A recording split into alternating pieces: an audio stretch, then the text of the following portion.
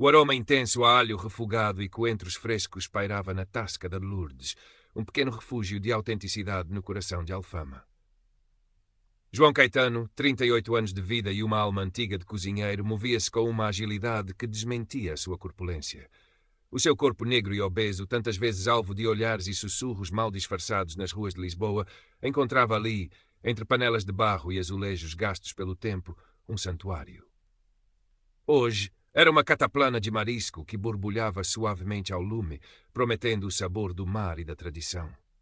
Dona Lourdes, a septuagenária proprietária da tasca, observava-o do seu poiso habitual ao balcão, um misto de orgulho e uma inquietação que nunca o abandonava por completo. «Ainda teimas em pôr o mundo nos ombros, João?» perguntou ela, a voz rouca, mas carregada de um afeto que dispensava floreados. João sorriu, um sorriso largo que lhe iluminava o rosto gentil, mas que raramente chegava aos olhos quando estava fora da sua cozinha.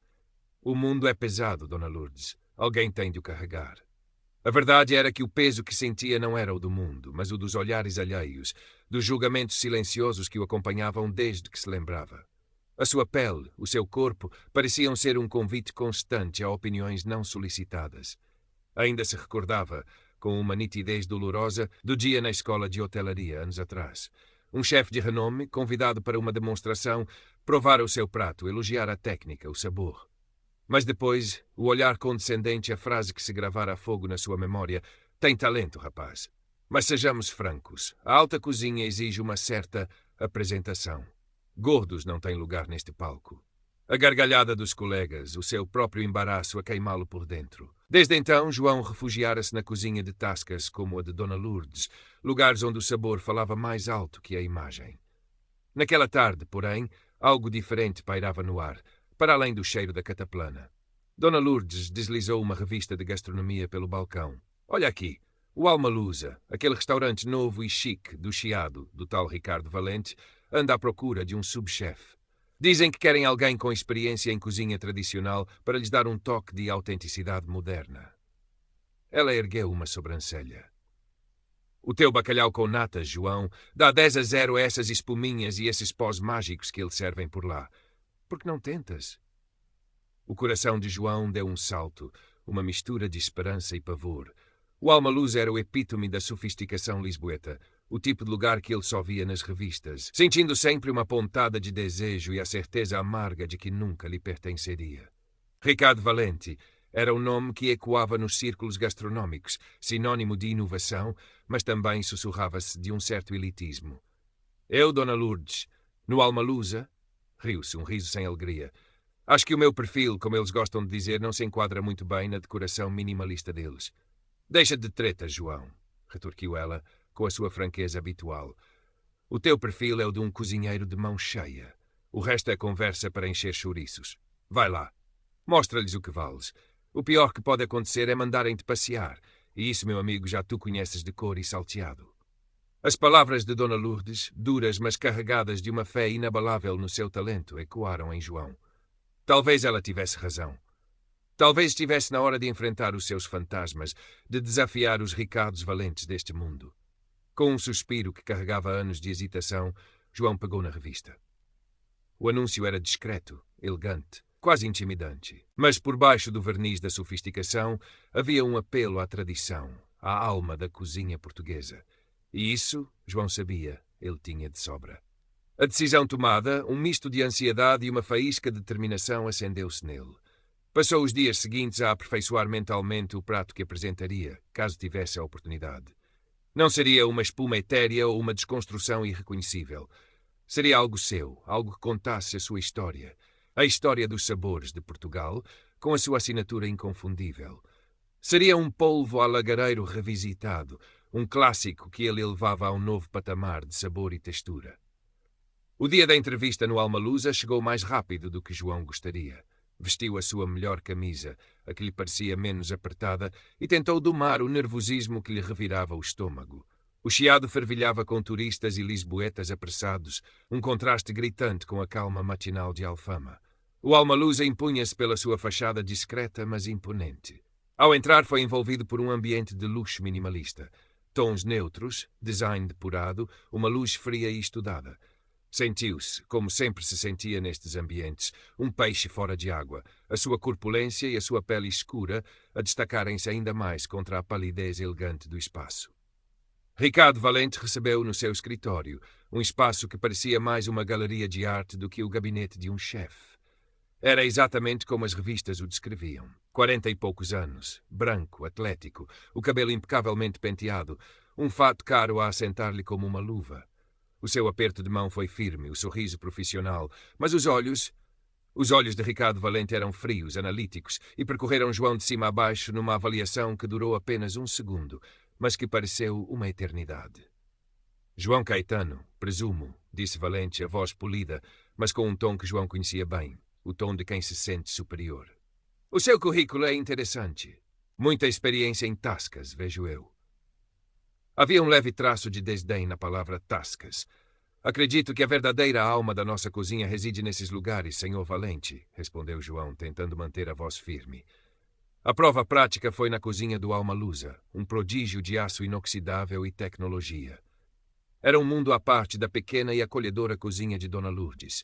Ali o silêncio era quase reverencial, quebrado apenas pelo tilintar metálico dos utensílios e pelas ordens sussurradas.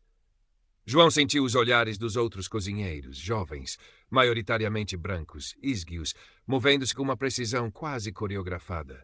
Por um momento a velha insegurança ameaçou engoli-lo, mas depois lembrou-se do polvo, da promessa que fizera a si mesmo. Concentrou-se nos ingredientes, no ritual da preparação. As suas mãos, grandes e fortes, moveram-se com uma perícia e delicadeza que surpreenderiam quem apenas julgasse pela sua aparência. Enquanto João cozinhava, Sofia Antunes, uma jovem jornalista estagiária de 23 anos, observava discretamente. Estava ali oficialmente para uma peça sobre novos talentos na gastronomia lisboeta, um pretexto para tentar perceber o ambiente e as dinâmicas internas do famoso Alma Lusa para o blog de notícias locais onde estagiava, o Voz de Lisboa. Não conhecia João, mas algo na sua postura concentrada, na forma como tratava os ingredientes, chamou-lhe a atenção. E notou também o olhar de Ricardo Valente, um olhar que não era apenas de avaliação profissional. O polvo alagareiro revisitado ficou pronto. João empratou-o com cuidado, uma obra de arte rústica e elegante ao mesmo tempo. O aroma que se libertou era divinal. Ricardo Valente aproximou-se, provou uma pequena porção. Por um instante fugaz, os seus olhos traíram uma surpresa genuína, um brilho de apreciação. Mas foi apenas um instante. A máscara de frieza profissional reassentou-se rapidamente. O prato tem potencial, concedeu Valente, pousando o garfo. O silêncio na cozinha era palpável. Sofia ligou discretamente o gravador do seu telemóvel, um instinto que já lhe valera algumas boas histórias.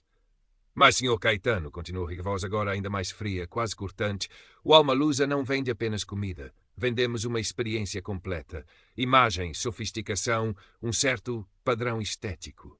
E, francamente, ele fez uma pausa, o seu olhar a varrer João de forma insultuosa.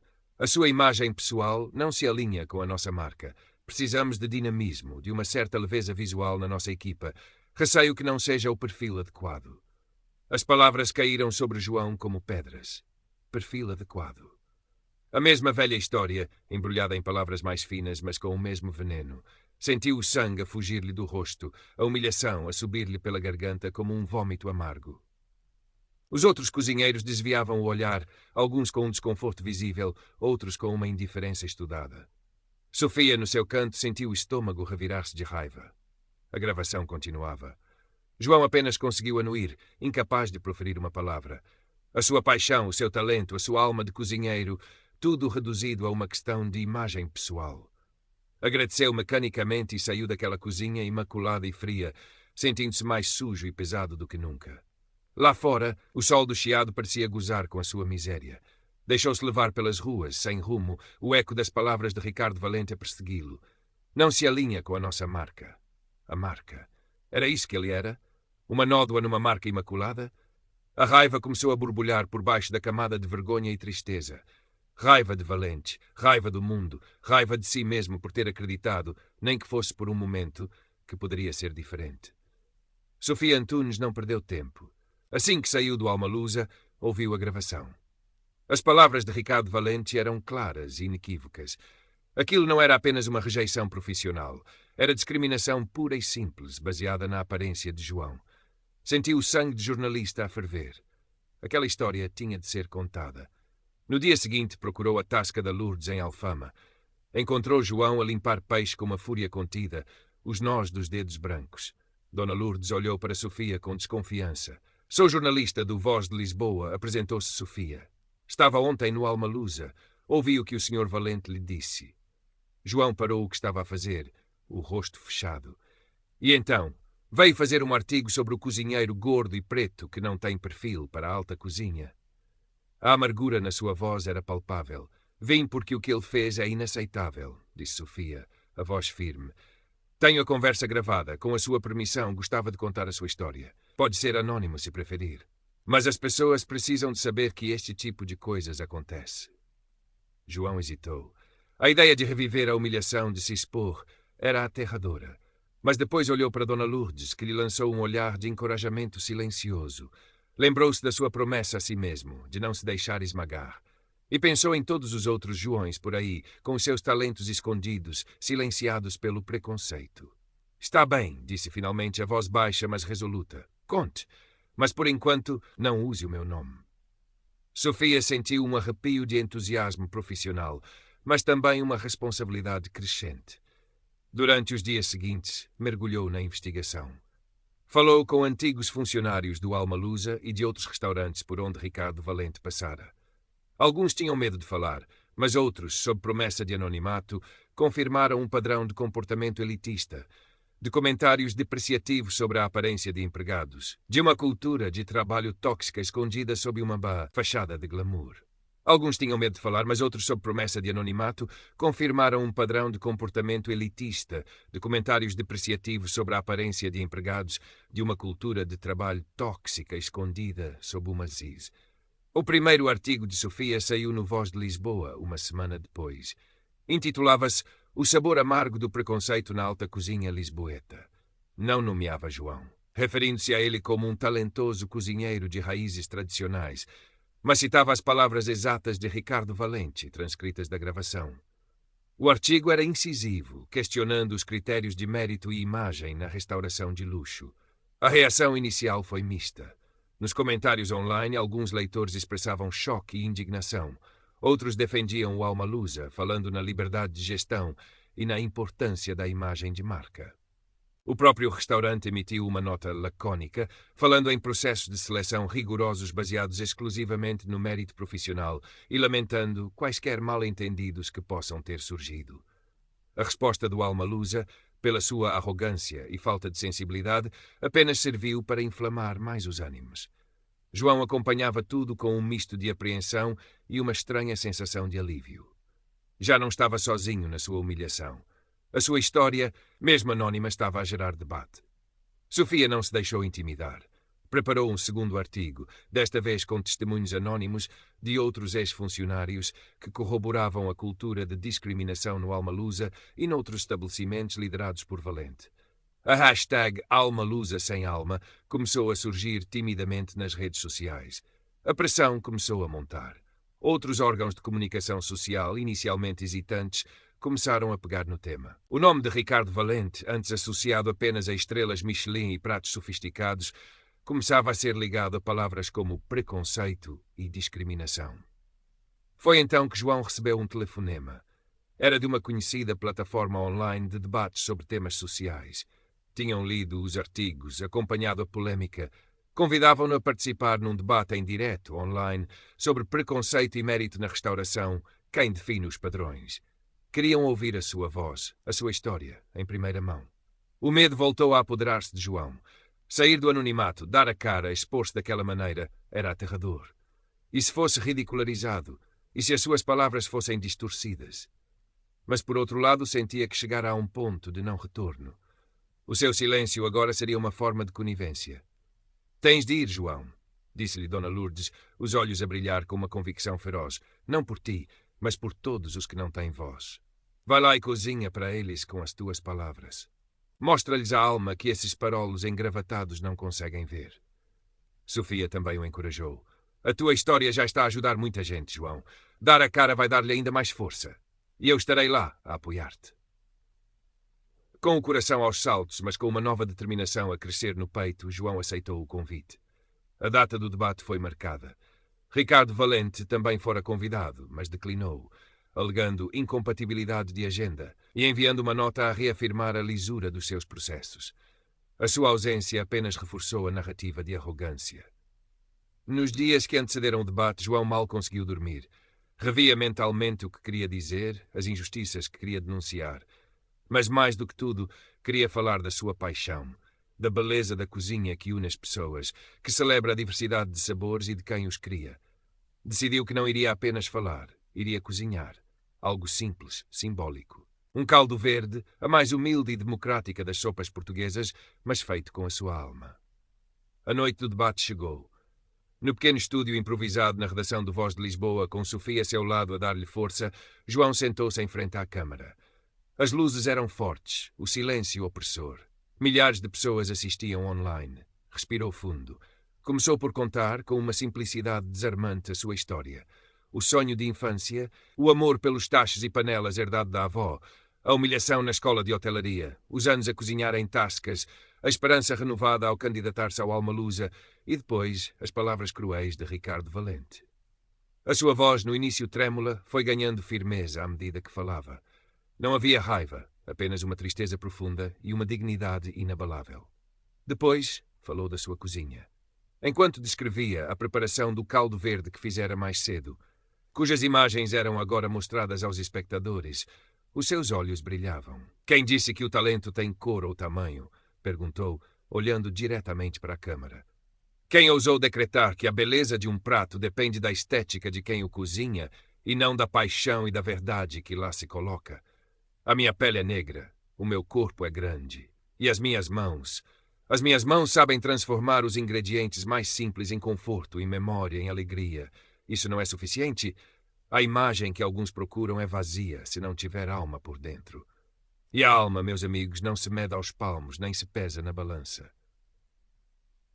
As suas palavras, carregadas de uma emoção genuína e de uma verdade incontestável, ecoaram pela internet. Nos comentários da transmissão, a onda de apoio era avassaladora. Pessoas partilhavam as suas próprias histórias de discriminação, agradeciam a coragem de João. A hashtag Portugal Sem Preconceito explodiu. O impacto do debate foi imediato e demolidor para Ricardo Valente e o Almalusa. Nos dias seguintes, as reservas caíram a pique. Críticas negativas inundaram as plataformas de avaliação. Patrocinadores e parceiros começaram a afastar-se discretamente. A imagem de excelência do restaurante estava irremediavelmente manchada. Ricardo Valente, antes uma estrela em ascensão, tornou-se um pária. Poucas semanas depois, perante a pressão insustentável dos investidores, foi forçado a demitir-se.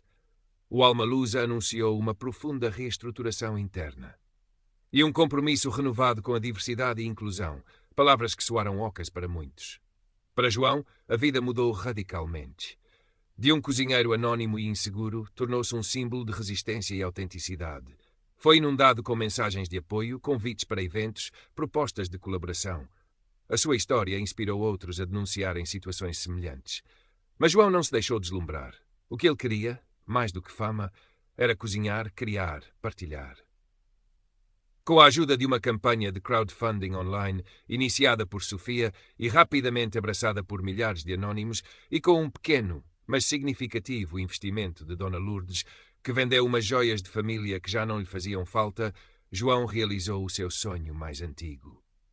Meses depois, num canto soalheiro de Alfama, não muito longe da tasca da sua mentora, abria portas a aconchego do João. Não era um restaurante de luxo, mas um espaço pequeno, vibrante, com paredes caiadas de branco, mesas de madeira rústica e azulejos coloridos. O cheiro que pairava no ar era o de comida caseira feita com amor, de pão quente e de esperança. Na noite de inauguração, a aconchego do João estava à pinha. Amigos, vizinhos, desconhecidos que se tinham comovido com a sua história, todos ali reunidos. Dona Lourdes, radiante, ajudava a servir às mesas. Sofia, agora uma jornalista respeitada no Voz de Lisboa graças à sua investigação, brindava com ele. João, no centro da sua cozinha aberta, visível para todos os clientes, comandava a sua pequena equipa com um sorriso que desta vez lhe chegava plenamente aos olhos. A sua bata, feita à medida, assentava-lhe na perfeição.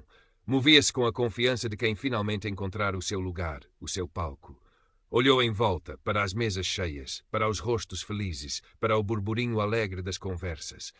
O preconceito não desaparecera do mundo, ele sabia. A luta seria longa. Mas ali, no seu aconchego, ele criara um pequeno universo onde o único padrão exigido era o respeito. E isso, pensou João, enquanto provava uma colherada do seu famoso arroz de marisco, sabia deliciosamente bem.